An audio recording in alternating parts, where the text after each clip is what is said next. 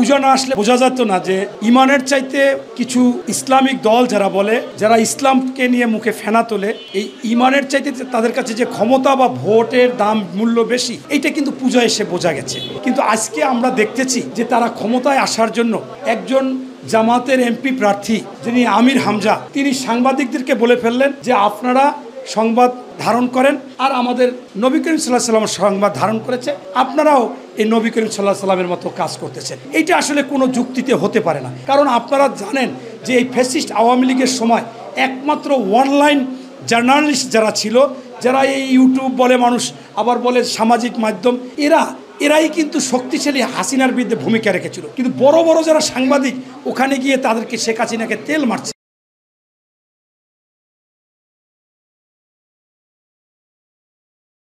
আগে প্রশ্ন শিখিয়ে দিচ্ছে, আগে সেই প্রশ্ন করেছে, সেইভাবে উত্তর দিয়েছেন। এমনকি আমরা চিহ্নিত করতে পারছি যে তারা হলুদ সাংবাদিক ছিল। একজন সাংবাদিক কিন্তু যদি নিরপেক্ষও হয়, কিন্তু সে কিন্তু হযরত মুহাম্মদ সাল্লাল্লাহু আলাইহি ওয়াসাল্লামের মতো সঠিক আল্লাহ প্রদত্ত কোনো বাণীকে আইনে পৌঁছাতে পারবে না। সে হয়তোবা যেটা দেখবে সেইটা লিখবে, কিছু সময় পরে সেটা অসত্য হতে পারে। অথচ আজকে শুধুমাত্র ক্ষমতায় যাওয়ার জন্য, সাংবাদিকদেরকে খুশি করার জন্য বলছে আপনারা।